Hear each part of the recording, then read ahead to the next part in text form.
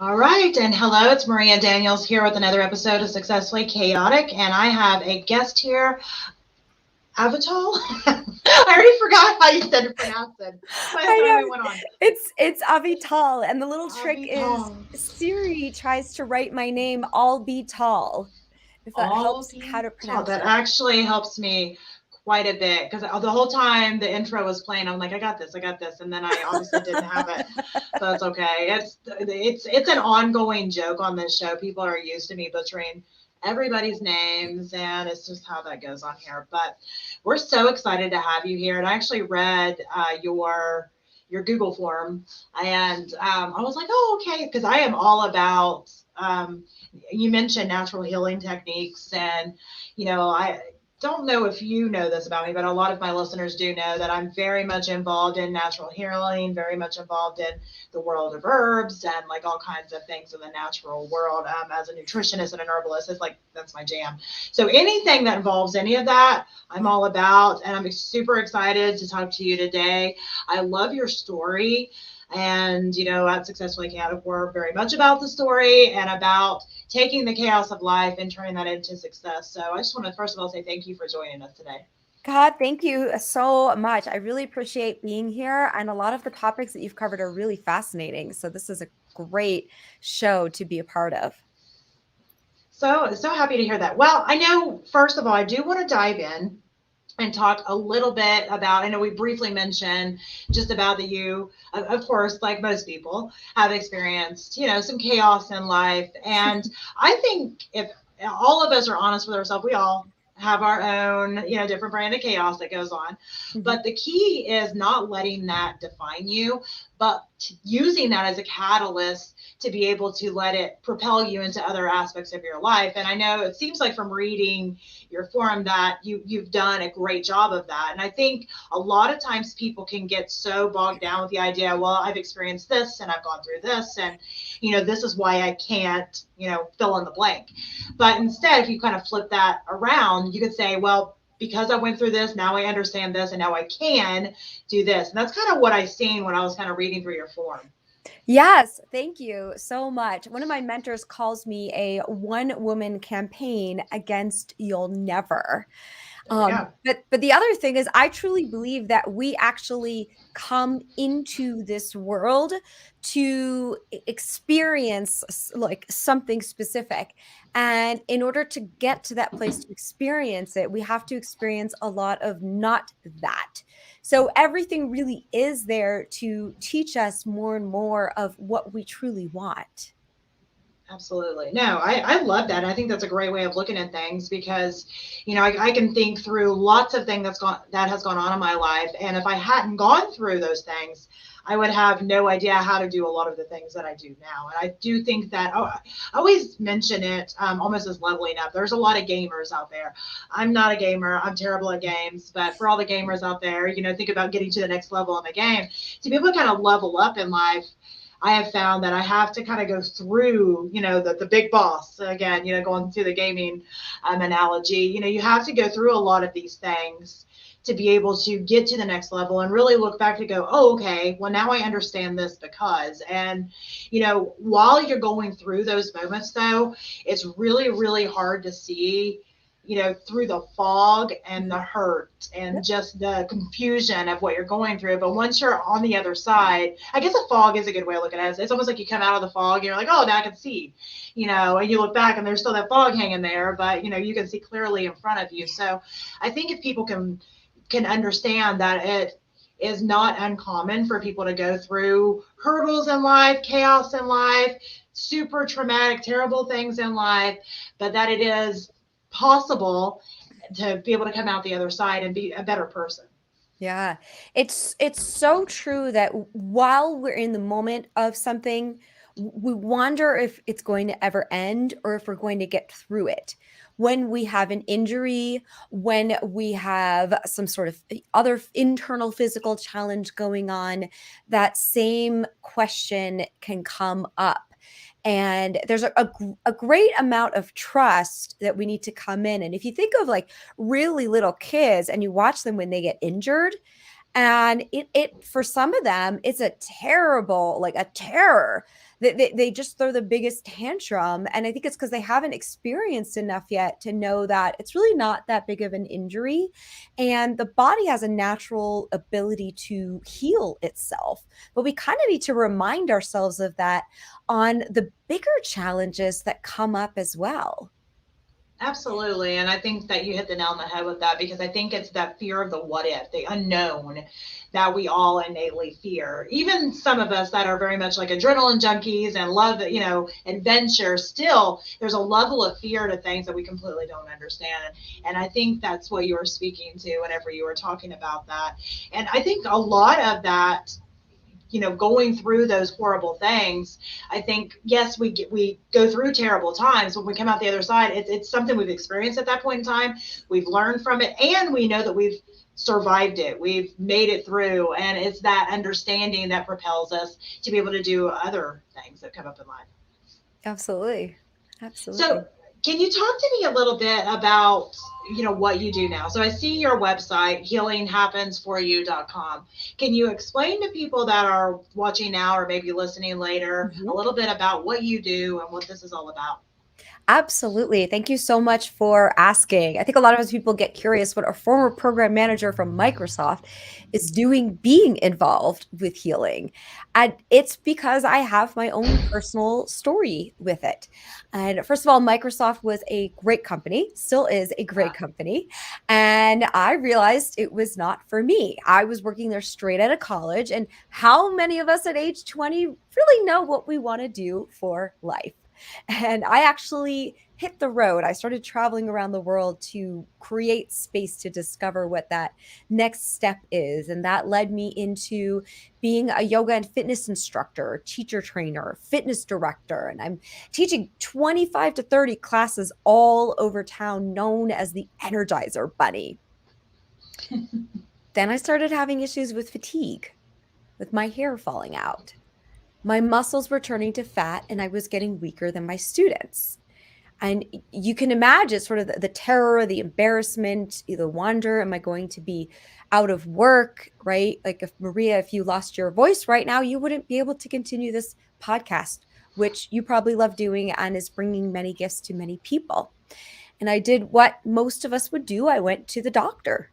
I eventually got a diagnosis of an autoimmune disorder called Hashimoto's, as well as hypothyroidism, and just put on a large dosage of medication. And for me, it was, I believed them. So it was kind of like an arranged marriage, like, okay, I'm stuck with this for life. Well, how am I going to work with this in the best way possible? I want to have a harmonious relationship with this. And I just started reading online and reading books and studying with all these different practitioners. I even went to India to study one-on-one with what's called an Ayurvedic doctor. Yeah. Yep. And I learned a lot, and a lot of that really balanced me out. Then I started meditating, and I started feeling worse. And those of you who've meditated, you probably feel better when you meditate. So that's a little confusing. Well, I went to the doctor. And it was just because I was having too much medicine, and we need to lower my dosage of medicine. So we did that. I felt better. Then I kept meditating more, then started to feel worse again. Went back to the doctor, did the tests, lowered my dosage of medication. So it's kind of like going from medication to meditation. Yeah. And I was fascinated by this. And you can imagine any time that you get fascinated by something, or like if you're shopping for a new car, you start seeing that car everywhere, the car that you really want the most. So I'm meeting people constantly who are sharing the story that they were told they were going to die in a few months or a few hours, but I'm meeting them years later. What is going on here? How is it that this many people are having these stories of healing beyond what we expect? What are they all doing. That's what went into my book, Healing Happens, Stories of Healing Against All Odds. And so that has my story, and then it has interviews with all these different types of health and healing experts, their stories or their clients' stories, and tips on what we can do that when these people do them, when I do them, we notice that our energy shifts quickly, our mood shifts quickly. And that also, we believe, contributes to our health. There's so many studies that are relating emotions to health. So there's a lot of layers that we can look at here. And I also realized that these success strategies are the same things that we do in other areas of life. And that's why I created the Full Body Success Mastery program. And I share it with all different types of groups. Well, I think, first of all, I think it's amazing. I never got to go to India to study. I wish I had. I've studied virtually under one practitioner from India, and he was completely amazing. And I would have loved to do this. I'm a little bit jealous. But apart from that, I love what you're saying about your story. And I say this a lot, especially in my wellness world, that I'm not against conventional medicine. And that's not what I'm saying. And that's what I hear, not what I hear you're saying either. Correct. You know, but I think what we have got away from, especially in this country, we're in the US here, I think what we've got away from is the idea that, you know, your body, you mentioned, is amazing. It can heal itself if it's given the right tools. And I think what ends up happening is nobody really knows what those tools are here. You know, it's not something that is studied on a regular basis. You know, most medical doctors do not learn it in college. You know, it's not something that is picked up on unless they're taking separate classes and actually going down that path. So, you know, the conventional medicine way of doing things here in the US, it is very important. You know, I always tell people, again, I mentioned that I'm an herbalist. I love herbs. I love herbs. I love all kinds of things. But if I go out and get in a car accident today, I don't want anybody out there rubbing herbs all over me. Don't rub herbs all over me. Take me to the hospital. Give me triage, you know. And I think that's the separation that happens is, you know, you have people on the conventional medicine side going, no, you know, we need this MRI. We need this, you know, and they're right. And then we have people on the natural side going, but the body is amazing. And these herbs do this, that, and the other. And they're right. So the reality of it is they both should be able to meet together and work harmoniously. And I think that that's where the brokenness is. And it sounds like that you kind of come in kind of like I do, that I always say that I'm kind of like the liaison between the worlds. And I'm like, yeah, but this over here is amazing, but this over here is also amazing. And I think that sounds like something that you're very much about. Correct me if I'm wrong. No, you're totally right. And when you talk about marrying the two, I mean, imagine then you get into a car accident, you've got these serious things going on, you go to the doctor, you know, they do all the treatments, they put a cast on you, maybe you go through surgery, you go home, and then what do you do to help contribute to your healing? You put your herbs on. Yep, absolutely. And they're not likely to interfere or make things worse. And that's what's fun about marrying a lot of these paths. Every now and again, there is something contradictory, like maybe there's something your doctor recommends not to eat, you know, with this type of medicine. But well, a good example is coumadin and garlic. I always use that as an example. Coumadin, you know, obviously is a blood thinner, and garlic's a natural blood thinner. So you don't want to use those together. But yeah, I hear what you're saying. Yep, exactly. But yeah, most of the time you can do both together. A big thing too, what I wanted to show in my book is also not which path you choose, but how you go about the path. What is our mindset behind it? So when we have belief, we are more likely to be successful with whatever treatment we choose. So that's really important for people to remember, because those who believe more in the allopathic, you know, route, and you have that strong belief, you're more likely to heal from that. Those who believe, you know, in more of the natural methods and less of the allopathic, right? You're more likely to see more healing results with that. Absolutely. And I think the idea is that, and most people are actually starting to kind of step into this idea, is we are taking our health into our own hands. It doesn't mean that our doctors aren't capable, but our doctor's not with us 24/7. And a lot of these little things that go on in our lives, whether it's, okay, I've been having a super stressful time at work this quarter. You know, our doctors typically don't know that, but that very much can interfere with interfere with all the functions of the body, including if you have any type of illness and you're trying to heal from. And I think that's why it's important to really research and study and take your health into your own hands. And the way to really do that effectively is also to reach out to other people who have been there and kind of coach you and walk you through those steps. Is that something that you find on a regular basis, that you end up helping people kind of bridge between what their doctor's recommending and also how they're living their day-to-day life? Is that something that you find? I definitely do both of that. And it comes in different ways because I've also interviewed all these really intelligent doctors and done a bit of my own reading, that sometimes I can also make recommendations on, have you asked your doctor about this? Absolutely. So that comes up at times. And I know quite a bit more about Hashimoto's and hypothyroidism, right, than other things. So there's a lot more recommendations I can make in that area.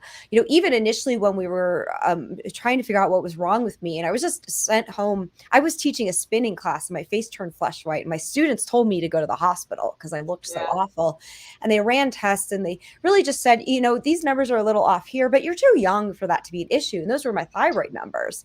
But I wasn't feeling well for quite some time. And I read up and I found out, oh, like the antibodies, autoimmune, like they didn't test that. So I went back into another doctor. I said, would you test my antibodies? And they said, yes. And that's when we got a little more fine-tuned. But then I've done even more reading and understanding of what autoimmune disorder might actually be. And sometimes it's some of the belief is not that your body is attacking itself. It's that your body is trying to rid you of a virus like Epstein-Barr virus or Lyme disease. So I've heard this from two different practitioners. No, I've read that as well. Yep. And so then there's the suggestion, well, add on to your protocol, like, you know, taking care of those things. See if you can get tested for those things as well. So that's the, you know, the medical side. And I believe that quite often there is a connection, right, between our emotions or our thoughts and what's our next step. What are we working on growing out of, or what's a lifestyle shift that's being asked to happen in this moment? So we've not done anything wrong. This is really important. So I have this podcast called Disease is a Sign of Spiritual Progress, because it's more about what is our next step in growth. Okay, because a lot of people are doing the same things that you're doing, and they're not getting the same physical responses. And it's just because they're fine as they are, and there's still nothing wrong with that either. But it's like there's something in your soul craving something different. So if there is a correlation, you know, between that, that's where we get to explore that. I mean, and in all honesty, even if there wasn't a correlation, there's always something emotional or mental going on with ourselves that we can work on. And that's another really, really fun arena to dive into.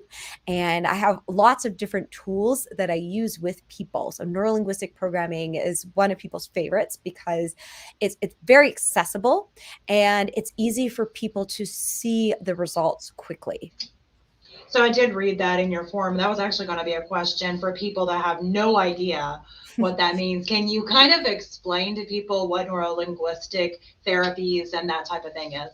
Yeah. Well, a couple things to keep in mind that I've already been hinting, that there's often connections, right, between the emotions or the mind and the body.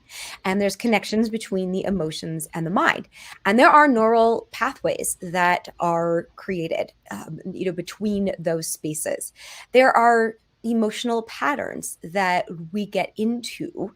But you'll notice, and in just an example right now, let's say you think about a complaint that you have. So let's say it's, you know, my friend never calls me back. A simple complaint. And just notice in your body how you feel when you think that thought.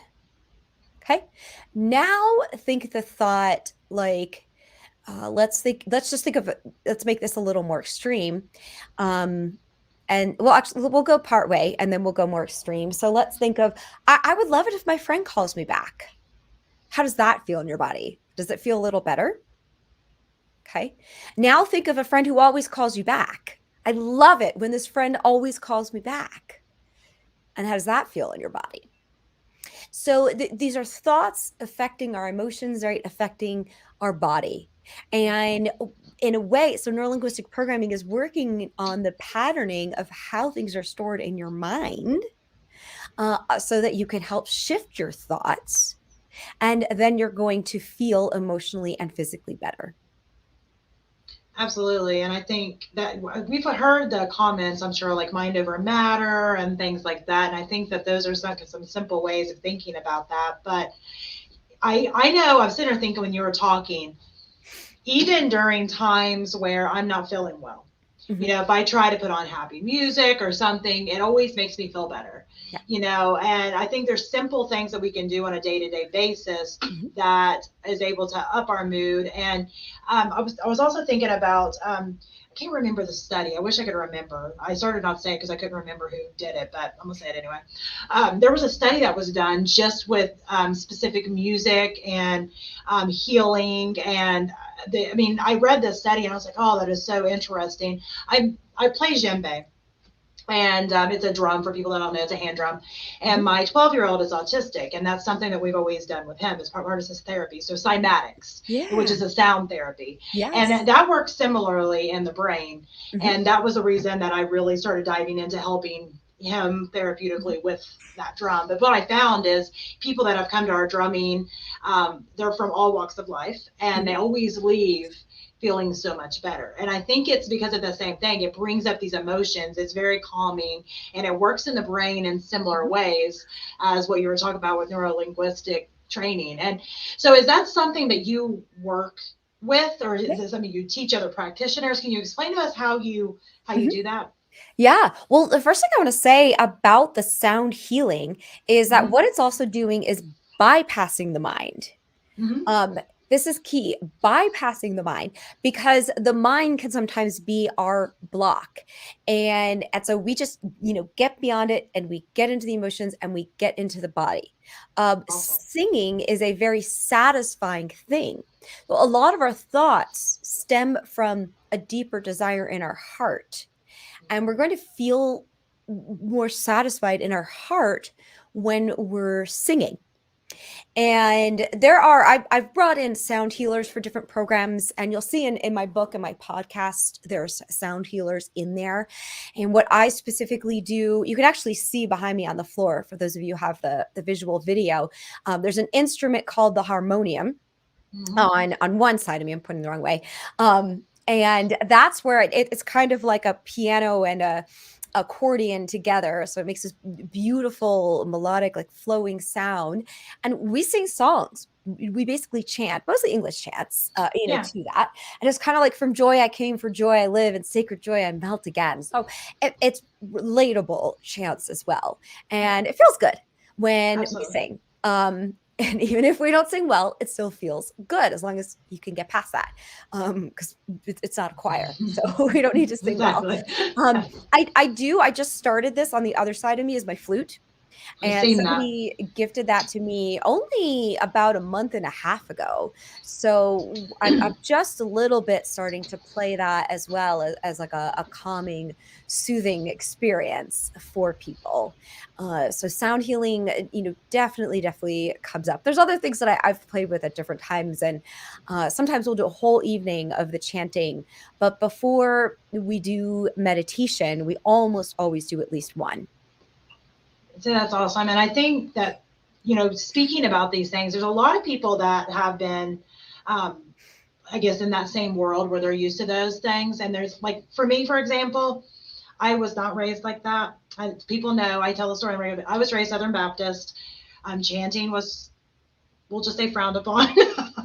So, but, whenever I started getting into meditation and yoga and all those things, and really studying, again, cymatics and sound therapy and how that works in the brain, chanting makes so much sense. And I think a lot of times people, they're afraid of the unknown. We were talking about that earlier. They're afraid of the unknown. And for me, first starting out, I avoided a lot of those things at the very beginning because I was afraid of them. They were unknown to me. It wasn't something I was raised doing. But then when I got over my fear of it Mhm. and I really accepted it Mhm. and I started embracing that in my daily life, it made such a difference in my own well-being.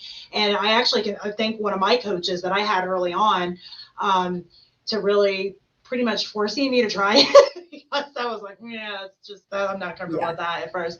And it took some time, but Mhm. I started realizing that how much I guess my body craved it would be the best way to say it.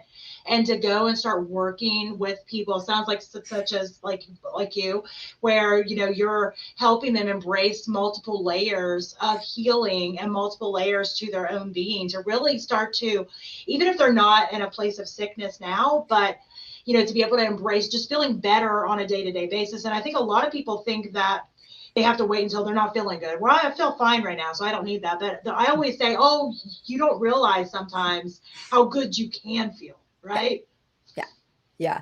Well, anyone who's ready and wanting something different will take the action at that moment.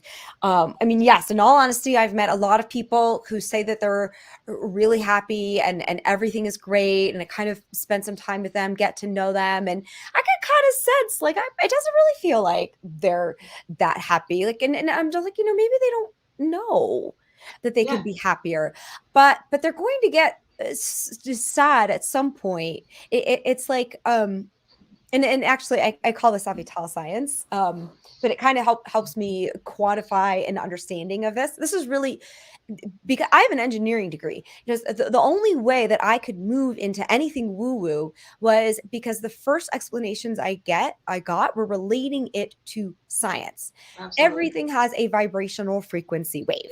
We Yes. learn this in science class. It's hard to imagine because you cannot see it, but everyone has emotions. Like you don't see them, you feel them. Yep. You have emotions. Um, so kind of what I believe happens too is in a way our whole being is this vibrational frequency, and there's the part that we could see with our eyes that we call physical, and there's the part that we feel, you could say, with our heart, right, our emotions, Mm-hmm. and we notice these thoughts in our mind, and then people like to talk about the spirit and the soul.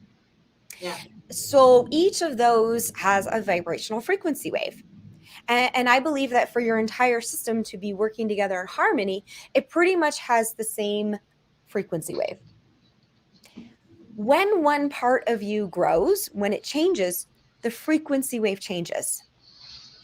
And the other part hasn't quite changed yet. And that's where we feel disturbance. This is yeah, important for people to understand. When you're depressed, it's because a part of you has grown beyond something and a part of you has not. So more specifically, it's like, let's say, you're depressed, right? Because none of your friends take initiative to call you up. So we just go back to the example I had before. But a part of you is really ready for deeper friendships. And maybe you were in a position before where you energetically weren't open to that, and that's why you weren't getting that. So part of you is open to it, but the past life is still there. So it feels agitating that there isn't a match there. And it just takes time for all sides of you, for the spiritual side, the soul side, the mental, emotional, and physical side to get to that place. So it's another example with physical challenges. We might change emotionally and mentally, and the physical part is not there yet. So it actually even manifests disease to give you an excuse to slow down and rest so it has time to catch up. absolutely. So, what would so for somebody listening, what would you recommend if you mentioned depression, and I Mhm. talk with my hands to keep it in my mic, but you mentioned depression. A lot of people suffer from depression. If somebody's out there right now and they're in this moment where they're like, oh, wow, yeah, depression, that's just really affecting my life. I can't function.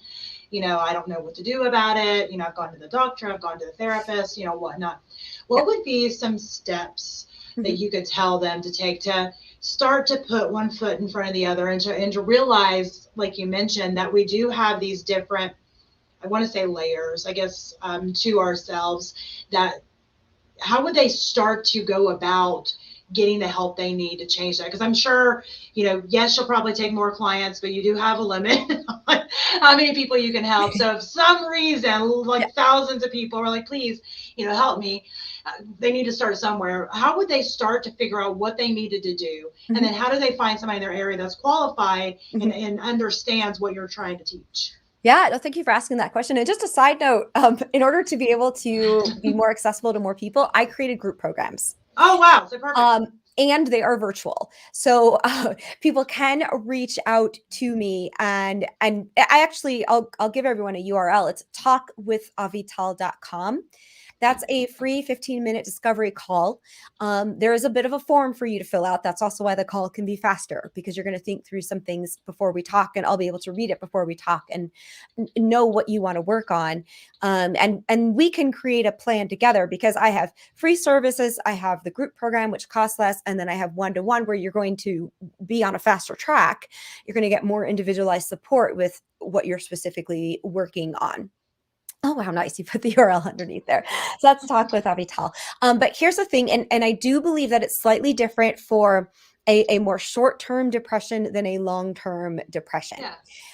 Long-term depression may be, either, how do I say, like if you're born that way, there's going to be something different to look in. Chemical balances and exactly.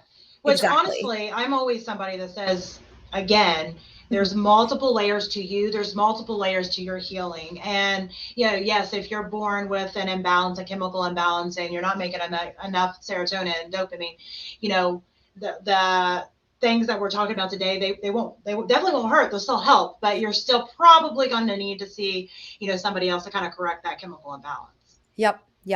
And then I would say the second category is somebody who's been depressed for years, and possibly since childhood. And something happened, right? That sort of, shut you down, that created that shift.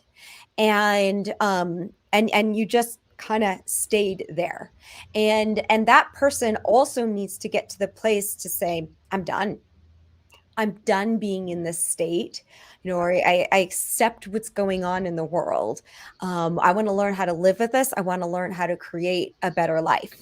And then they'll naturally start seeking help as well. And then the third is a more temporary depression, and that's this sort of constant adjustment that we're always making, where it's like something feels depressing because it's no longer right for you. And we don't need to be depressed that we're depressed. Basically there are solutions for all of us, no matter what story we're in. But here's the key for anyone at any of these points of depression. One of the first things you can do is something that raises your energy. Something simple that raises your energy. And we'll do something right now. Very easy to do. Just take a double inhale, tense all of the muscles in your body. Make your face all funny. Double exhale, completely release and relax.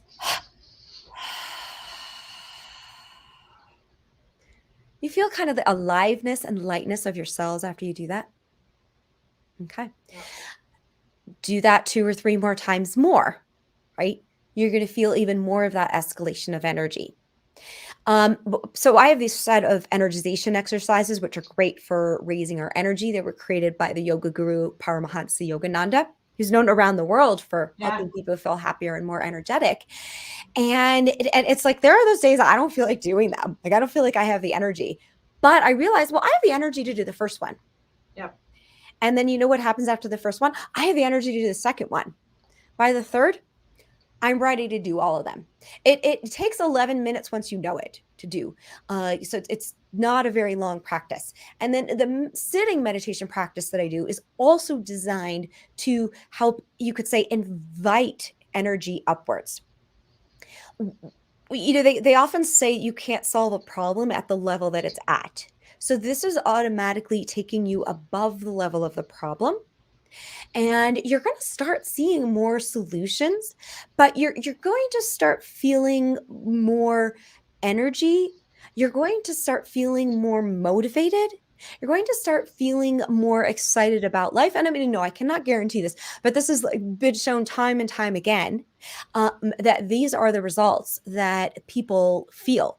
I loved it when one of my clients came into his yoga class, and she came in really just looking like a homeless woman.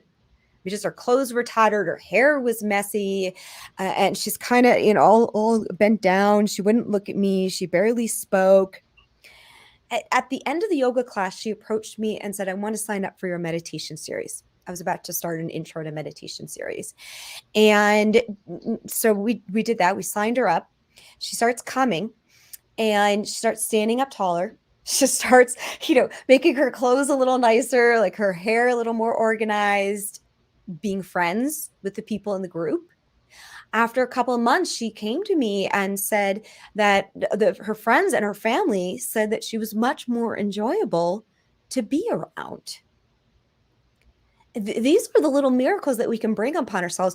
And we don't even always have to. There's a song that my spiritual teacher made that's sort of like, you can beat something with a stick or you can turn on the light. So we don't always have to go into the pain and into the trauma in order to get past it. We can do things that help raise our energy, that help bring more light in, and start feeling better that way.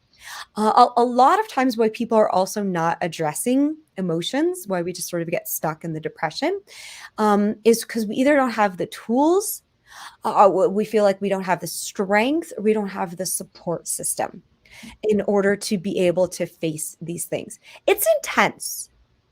It is really, really intense. The amount of depth of feeling we have inside when we truly, truly face it.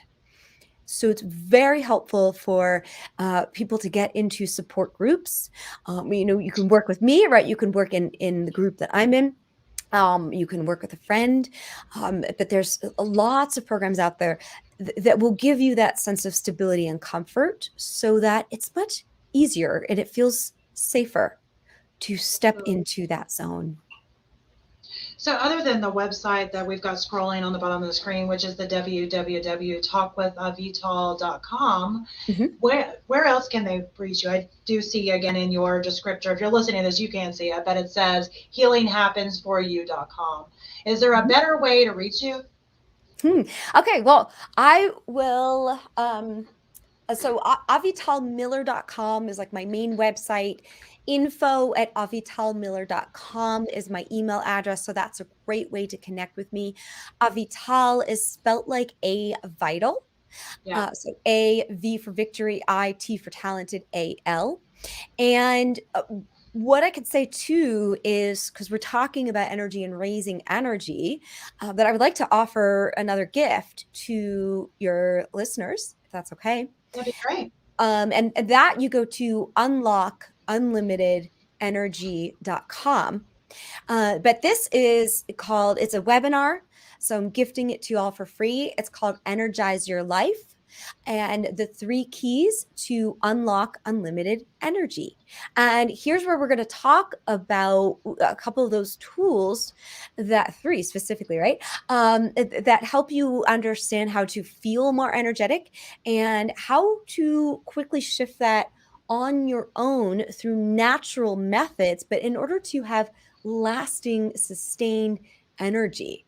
But just imagine anytime that this isn't just for people who are depressed, but in any moment, like we get overworked, we could feel tired, and you're heading to work one day, and as soon as you get there, you have to run into a meeting, but you're not feeling energetic. What can you do to feel more energetic? You're on a vacation and in like a very remote area, and you don't have access to coffee or other medicines you might use to feel more energetic. What can you do for your body to feel more energetic? These are the tools that I love offering to people. So that's at unlockunlimitedenergy.com. Absolutely. And I don't know anybody that's like, I don't need any more energy. So that's definitely something that pretty much everybody needs to be like, oh, I need to check that out, because, I'm a very energetic person naturally, but I still have my days where you mentioned earlier that you just don't want to. I have my days where I don't want to. I have my days where I'm like, yeah, let's go. And I'm inspiring other people. And I have my days where I am trying to talk myself out of even getting up and getting done. So, that's the reality. We are all humans that are very balanced balanced on our emotions, and some days we feel like doing it and some days we don't. And the key is to make sure that we are giving our body and our minds the tools to be able to help us through those days where we really don't feel like it.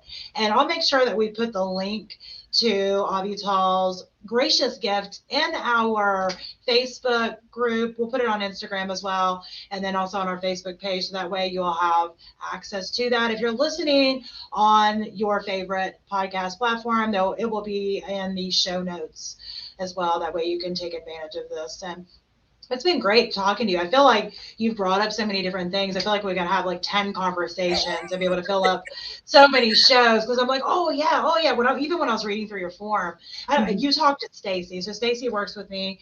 For everybody that doesn't know Stacy Price, she also has a podcast called Price on Purpose, and we co-host another show together called Spontaneity. But she's amazing. She's become a great friend of mine, and she works with me. So she was like, you need to check out her Google form. She filled it all out correctly, which is a big thing. Let me tell you, it should be super simple, but most of the time it doesn't happen like that. So number one, she actually reached out to say, you filled it out correctly. So we were like, woo. So Yay. Then we came back and I read through and I was like, wow, she does a lot. And I keep saying the word layers. I feel like somebody's going to play a drinking game with Maria says layers during the show, take a shot, and then end up dying or something. So don't do that. But I've said layers a million times on the show, but I keep coming back to it because there are so many layers to your story. And I love that. I consider myself a very layered person. I have lots of different things that I have done, kind of walked through in life and still love to do it. I'm always that childlike person that loves to try new things. And it seems like from reading your story, you're very much like that too, on very inquisitive and loving to learn new things. Like you mentioned, you went from being in Microsoft, which is very corporate, to now teaching, how to chant and develop your own energies and healing and all these things, which to somebody looking at that on paper would be like, wow, that's not even the same world. This can't be the same person. But in reality, again, we're all so layered that it is. We all have so many things within us that, we could tap into that leads us to our next adventure in life. And, that's one inspiring thing that I've got from talking to you today is just, again, that almost childlike inspiration of really reaching out and trying new things and tapping into a lot of the things that's always within us already. So I do want you to go to www.talkwithavital.com. Again, you'll have the link in the show notes to the special guest that she decided to give us today. And thank you so much for being on today. It's been amazing. Thank you so, so much. This has been a blast, and I look forward to connecting with everyone who's watching. So great. Thank you. And for everybody, we will be again live next Thursday, 2 p.m. Eastern Time with another episode of Successfully Chaotic. And I hope you have a blessed week. Thank you.